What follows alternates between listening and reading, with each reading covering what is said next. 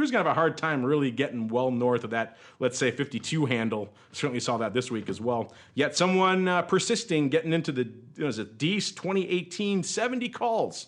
About 1,500 of those bad boys piling in this week. So there are still some longer-term crude bulls out there on the horizon. What was that paper we saw last week, Nick? They were saying crude could be between 30 and 70 between the next year and a half. That very outlandish prediction, Nick, that we talked about last week. Yeah, I think City said between 40 and 60 with some shocks is what it was. So really not giving us much there, except an article to add to the byline. But I mean, that's kind of what we're seeing here. One of the guests who called it before was it Matt Bradbard from RCM who said 52 was the top? Yeah. After the report, he said he didn't think it would go past 52.50, and it I think it hit 52 and it came back off. So you're right. That's about the level that we've seen for the foreseeable past. I like to I'm looking at the 21-day option, the OC option. It's got a pretty flat vol curve, right? So between the 25 and between the 225 deltas, it's basically flat at the money. So that generally tells me that people don't have much of a thought in terms of which direction things are going to go. And we're seeing a fairly balanced put-call ratio. It's below 1, meaning there's more bias to calls, but still close to 1 in general. And I think you're seeing that over the first, almost out through November. You start to see, you see a call bias in general out on the term structure. So it's interesting, even though the curves start to get put expensive and call offered as we move out towards December and into the new year. So not a tremendous change in the way the vol curves look. A little bit of a bid here and there on the front contracts, pretty much flat otherwise. And again, the same thing we've been talking all along. Until we get outside of these numbers that everybody is used to, we're not going to see any real big push in volatility. I also like to look at the volume in the strikes above, obviously above and below the at the money, but not necessarily the amount, but the range of strikes. So we just not seeing anything really significant outside the 50 handle and outside the 40 handle. So you really have people trading this range, and there's plenty of opportunities to do things that live within this $20 range. But again, if people are looking for volatility in the market, then we haven't seen it, and we don't see anything in the weeklies really that are expiring next week in terms of coverage for this weekend's hurricane. It just got upgraded to Category 3, I guess. Just since we've been on the show. So really not much going on in terms of people, hedging any upside risk there with the bad storm, and not seeing a big push in the volatility in general. So I was snoring a little bit just as a joke, but we really get these markets that are trending. And these are the important commodity markets, like Mike was saying before. But not much. And I saw a few other people just reacting to the E-mini as well as the crude, just saying what a snoozer it has been today in particular, but just not a tremendous amount since we saw the break in the E-mini, and then we saw it come back, and then we saw it sort of level off again. So I think that's what we're just seeing in general. Uncle Mike, I know you're not much of a crude head. You're more on the metals side of the fence, but you're in that hot seat. We got to make you squirm a little bit, make you a little bit uncomfortable there, that CME Group hot seat. So that said, any thoughts here on some of the action we're seeing out here in crude this week, hurricane-related, vol-related, or anything else catching your eye out there?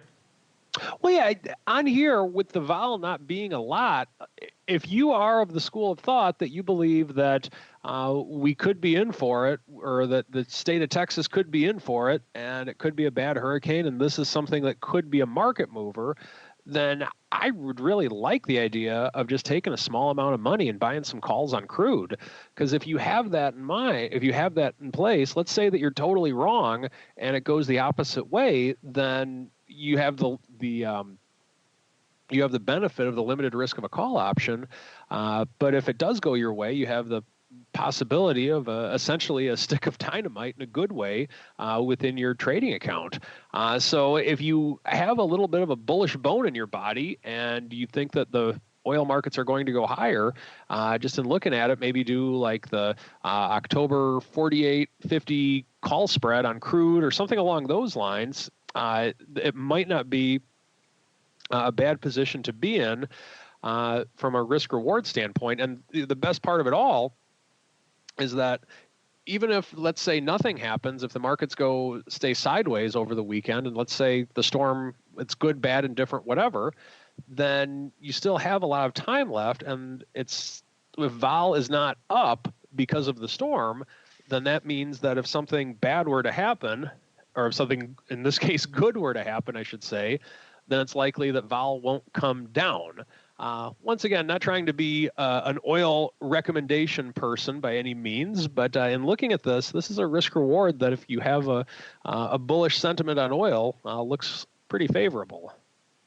You're too busy selling those, 30 puts out there in XLE? That's your strike du jour, right? Oh my gosh, come on now, Mark. All right. And moving on, wrapping up for our winners and losers of the week, you guys like to know what's lighting it up this week. You guys, if you are using the QuickStrike Essentials platform, you can do this yourself. Head on over to the market reports. Click on the market scan section. Set it to a week, and you can do this yourself. Number one here with the bullet this week is copper, up about 3.3% on the week. Followed hot on its heels by soybean oil. This is, of course, just pure underlying performance. This is not options, volume, or anything else like that. Just straight up underlying. We can get into the weeds later a little bit. And on the downside, we got number one with the bullet to the downside, the lean hogs, off nearly 5% here on the week. Not a good week for lean hogs. I saw CME tweeting out during the show some interesting numbers about their volume out there on lean hogs. So an active week for lean hogs this week, followed by corn, off about 3.5%. That said, we want to get some of you guys onto the show as well. So without further ado, let's keep on rolling right on into your futures options feedback. It's time for your questions, comments, and insights. It's time for Futures Options Feedback. Submit your questions at twitter.com/options, facebook.com/theoptionsinsider, stocktwits.com/optionsinsider, or via questions at theoptionsinsider.com. You can also submit your feedback via our Options Insider Radio Network mobile app, available for iOS, Android, and Kindle Fire devices. You can even ask your questions live every Friday at 3 p.m. Central via our Mixlr chat room. So grab the Mixlr app or just search for Options Insider at Mixlr.com. That's MIXLR.com.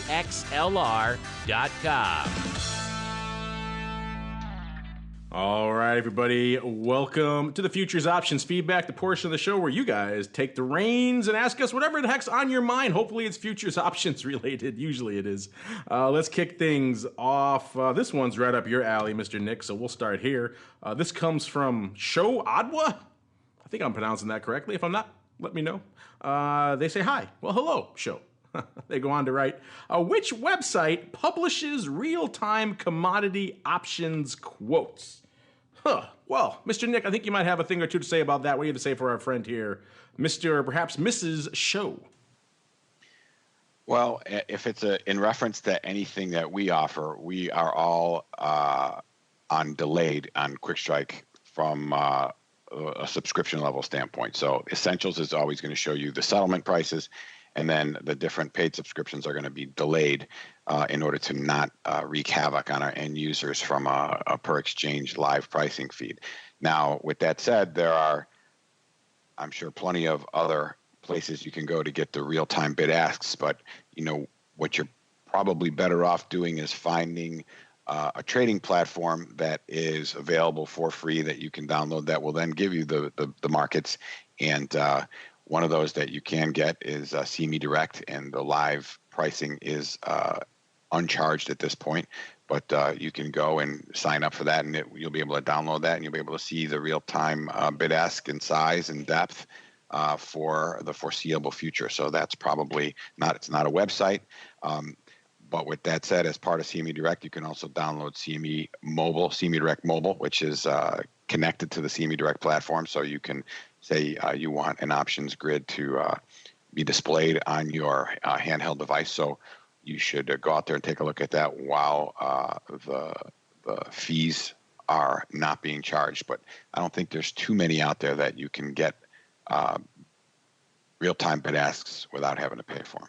Yeah, I don't know what they ask specifically for a website. You probably want your broker to really provide that data for you, because that's where you're going to be trading off of it. So whoever you don't mention who your broker is or who you trade your commodity options through. So maybe give us more insight on that. But yeah, that your broker should be able to provide that for you. Maybe there could be, depending on how much you trade and what your action is, it could be a bit of an upcharge for that real-time data. It depends. Talk to your broker about that. But yeah, no websites, really just your primary broker that you trade your options through should be able to give you some of that data, as well as some of the more delayed analytics coming out of Nick and his team over there at QuickStrike. Our next one comes up from Allan. It's got a comment on what we talked about last week. We had the winners and losers for the year through year to date 2017, and he wrote in and said, I would have thought KC Wheat would be the year-to-date winner. So I pulled up the results we looked at last week to see, because this is what we were talking about on the show last week. And you were pretty close, Allan. It was number 3, KC Wheat. It was up 7.25%. Versus above it, slightly above it, was the yen dollar, up about 7.35%, and number 1 was the E-mini, actually up about 7.93% year to date. So KC Wheat was a good guess. It was close. It was in the top 3, but no cigar there. And on the downside, we talked before about some of the issues with the euro dollars, but that is number 1, followed number 2 by the nat gas on the downside, 10.8%, and WTI off at the time last week about 9.3%, or 9.9% on the year. You guys can do this yourself if you're into the full QuickStrike platform. Again, go to the scanning section and type in the date range you want. In this case, it would be through last Friday, not this Friday, because that's the results we had through last Friday. But you were close there with KC Wheat. Good guess there, Allan. Keep on fighting the good fight. All right, Tosaw, here's one for you. Actually, it mentions you by name. You kind of addressed this a little bit earlier in the show. Maybe you want to give us a little bit more detail on this. This comes from Ennam. Ennam, I like that. Ennam wants to know, why did Tosaw put on a 2-year collar in silver? Why that time frame? Uncle Mike, enlighten us. Why 2 years, sir? Enlighten Ennam, I should say. He wants to know. Well, the tongue-in-cheek reason is that I figured that I'd do a lot of adjustments on it to have a lot of good content to talk about on the option block. But unfortunately, that was a royal bomb that Longo makes me aware of almost every time the trade is mentioned. But on a serious note, the reason with which I did that was because of the fact that, number 1, my sentiment is for that time frame. I believe that I have around for that time frame. Also, the commodity skew that we talked about earlier in the show was really favorable at the time that I did it. I don't have the date in front of me, but I believe it was last January, in that I was able to get a really tight protective put and really have a lot of room for upside should silver increase. So the main reason I did it was, number 1, the time frame, and number 2, the risk reward that existed.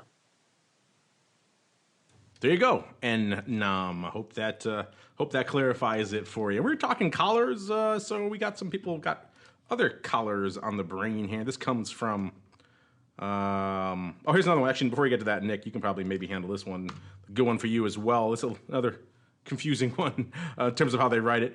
This comes from @ReallyG. It says, love your podcast. Well, thank you. ReallyG, we love you too. We don't know you, but I'm sure we'd love you if we knew you. He asked my question. Market Profile displays limit orders. Is there a service that displays stop orders? Just wondering. Well, this is kind of interesting. It kind of gets back into the weeds, what we were talking about earlier with, which broker, which platform, what degree of market data you have access to that can really, how much you're able to see in your different book. If you're super active, you have a large account, you're going to be able to see a lot more data than someone who's trading, a small account. Maybe they give them only delayed quotes out there and don't give you a full, depth of book site and that sort of thing. I don't know, Mr. Nick, you're the market data guy. Any thoughts here for ReallyG? He wants to know some way that he could see stop orders out, not just limit orders. Geez, to be honest with you, I have no idea. And Mike might be able to answer that better than me, but I think you have to call FCM to see if do they let you see other people's stop orders? I just can't imagine. That would be like seeing a broker's deck. So yeah, that'd be kind of like showing the cards to everybody, opening the kimono. Yeah. All those cliches. From a practical standpoint, I know that we were never allowed to see what a broker had. In fact, if they ever told you what was going on, that was big trouble. So I'm gonna have to say that that's probably not the case, but I know that there's, obviously we mentioned it before, there's plenty of market depth that you can see. I don't know if you can see whether there's what kind of orders those are, but sure, you can always see what orders you have, but there's no way that I just don't imagine that. I just can't imagine that any platform shows all the stop orders in there. But I'm not an expert on it because I don't deal with too many of the trading platforms. So that's probably a question for somebody else. Uncle Mike, any thoughts here on any services let you open the kimono here, like ReallyG wants? Not that I know of. I just remember the first couple of years of my career when I was working with Options Express, doing presentations. The main thing that people would always ask me is, oh, those evil market makers, they see your stops and they pick off your stops. And I would say that a vast majority of my time was spent convincing people that no, your stops it's not possible for them to be seen. People don't have access to them. And I remember one time, even in the audience, Alex Jacobson, the Viceroy, just happened to be in the audience at one of my presentations. And some guy was just going on and on as a conspiracy theorist on how the evil market makers see stop losses. And I saw Alex's eyes perk up. And so just for the sake of the industry in general, I just said, hey, Alex, do you have any thoughts on this? Yes. And then about an hour later, the question was answered by Alex in full. There you go, our old friend, the Viceroy, on the old option block program. Yeah, that was pretty much exactly what I thought, but you never know. Mr. Nick has his arms elbow deep in the market data world. Maybe he knew of some weird back alley services that the rest of us weren't. But it sounds like it's pretty much as I thought, Mr. Really, or perhaps Mrs. Really G. If you are indeed the real G, that nothing we could think of that would really let you peek into the kimono. I don't think, if you think about it, I don't know if you really want that data out there, because that means your data's out there too, just exposed for all the world to see. All right, we got time for one more here. This keeps us on the collar tip. We've had a lot of collar talk on the show recently. This comes from TheBiggers. I like that handle too.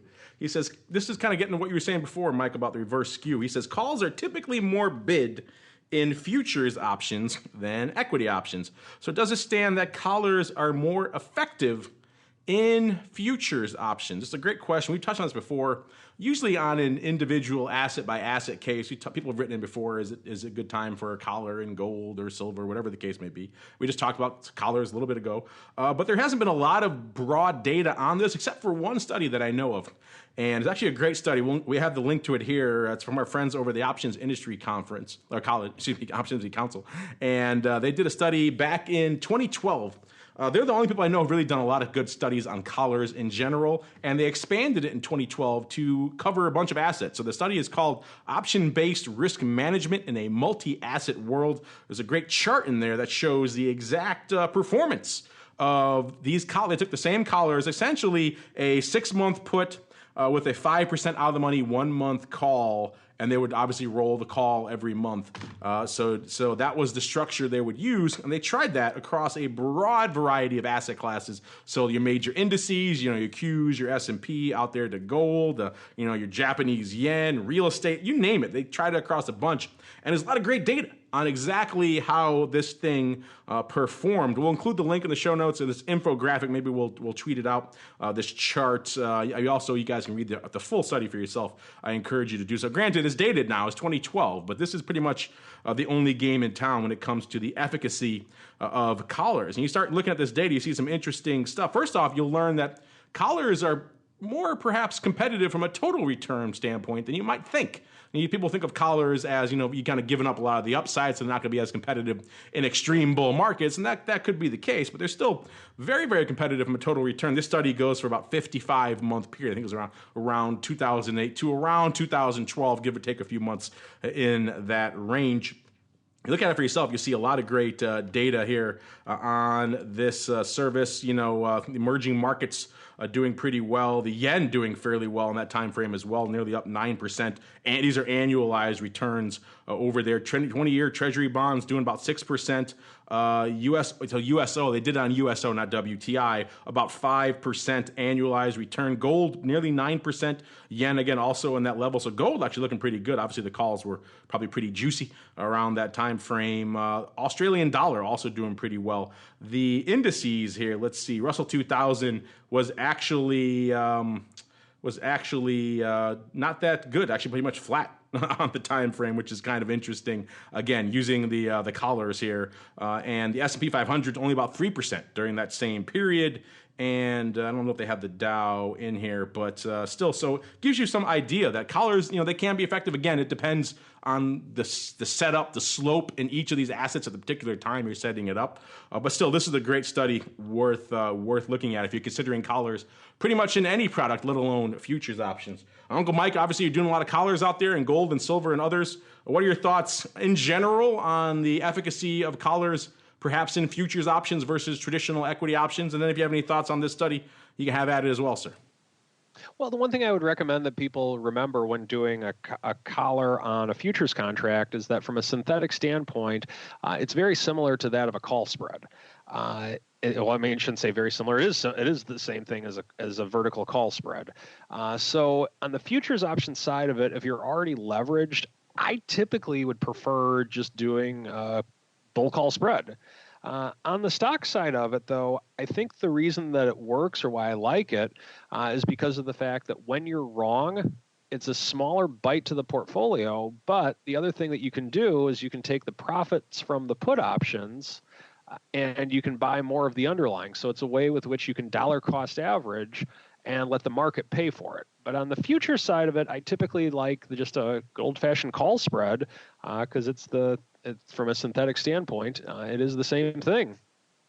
And of course, obviously, listeners, that's the way they structure their collar. You can structure it however you want. You can go out there with 3-month put. Maybe the weeklies didn't really exist back when they did this, at least not to the degree they do now. So maybe you augment it with a 3-month put, so a cheaper put, and then a weekly. You play with whatever flavor suits your trading style. But it's good, some good data to give you at least a nice ballpark frame of reference for how this strategy performs across different asset classes. Or maybe you go the Uncle Mike route, you just go the call spread. Say, forget the underlying and all that other nonsense. I don't want to deal with it. Mr. Nick, last thoughts to you, sir. What are your thoughts here on collars and futures options in general, as our friend wants to know, as well as perhaps does this study sway you in either direction? No, see, I think I approach it a little bit differently than than the typical way of looking at it, only because I don't think of the collar just as, buying the call and selling the put or vice versa. I always look at it from a volatility standpoint first, not so much from a premium standpoint. So I think of it as more of taking advantage of getting long a cheap volatility and getting short an expensive volatility. And then anything that we've ever talked about, and the whole reason that we put that quick skew together was a way for you to see when those opportunities were available. And then on top of doing the collar, I always talk, or at least mention how a way to hedge that then from just really taking advantage of the fact that you're looking for the volatility sort of to snap back in line is to do synthetic future with the at the money. So basically what you end up doing is you either end up buying a put spread and selling a call spread, or vice versa. So I tend to look at it because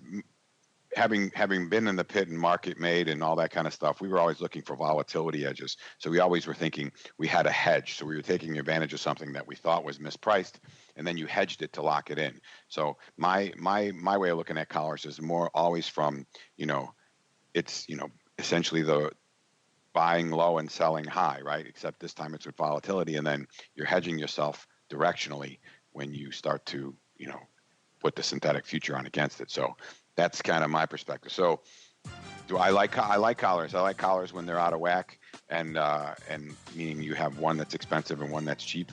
Otherwise, I don't necessarily like them as just a play directionally, just because I think you leave yourself some exposure from a directional volatility increase standpoint. And I know firsthand because I had a very bad buy, put, sell, call risk reversal line back in my days in the pit. So I learned a great deal about skew and what not to do.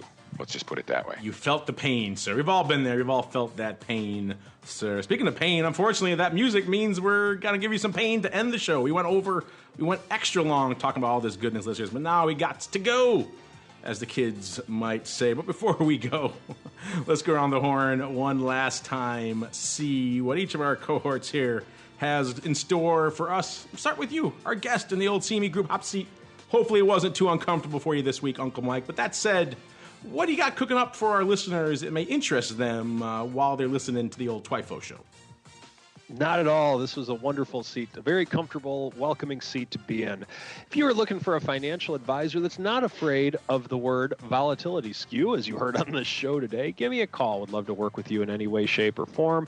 312-212-3531, or shoot me an email at mtosaw@rcmfs.com. There you go, Mr. Nick. You're always getting requests for new features. You're always adding new stuff. What's coming on the pike from the Quick Strike team in the coming weeks? Oh, let's see what we got. Well, we're doing a build this weekend, and if you're a CME Direct user out there, you'll see a little bit more functionality available inside that integrated version of Quick Strike. We also have some new, if you've been in some of the versions, the free one also has a benchmark dashboard where you can see the difference in the change in the actual price of the benchmark underlyings that the CME has. But for the higher levels, we're going to have now a volatility version of that, which is going to be pretty nice because it gives a nice overview to what the overall market's doing from a vol standpoint.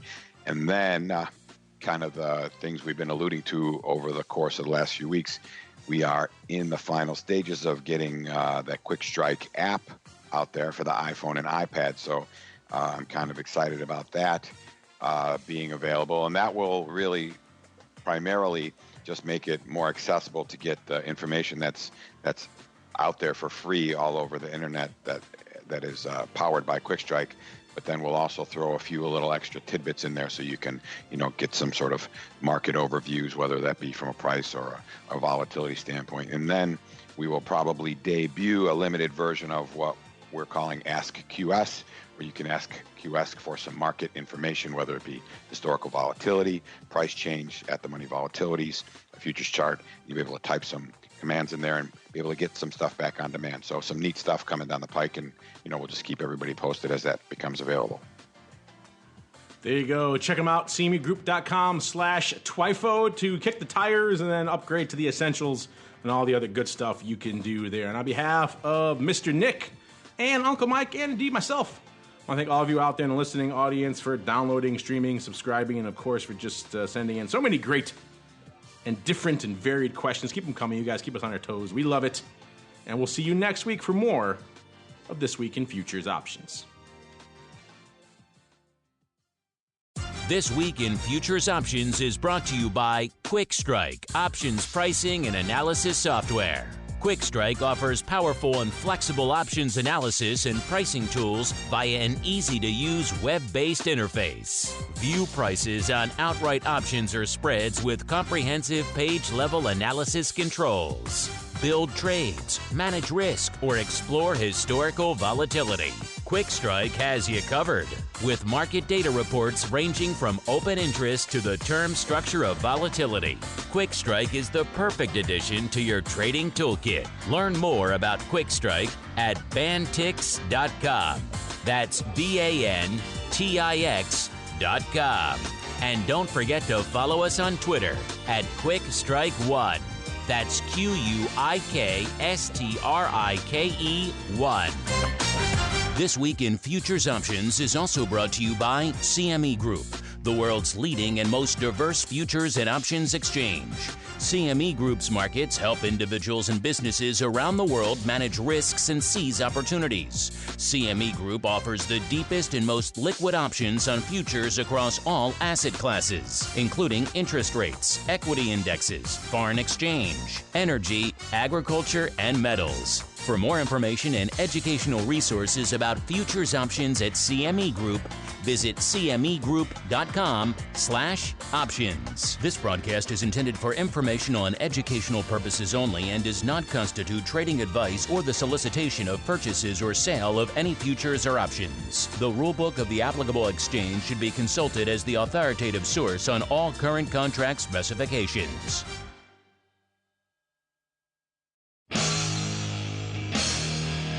The preceding program was a production of the Options Insider Radio Network. For more quality options programs, visit www.theoptionsinsider.com or search for Options Insider Radio Network in your podcast provider of choice. Listeners can also access all of our programming through our mobile app, available in iTunes and on Google Play. Don't forget to follow along with your favorite programs and submit your own questions for the hosts at twitter.com/options, facebook.com/theoptionsinsider, or via questions at theoptionsinsider.com.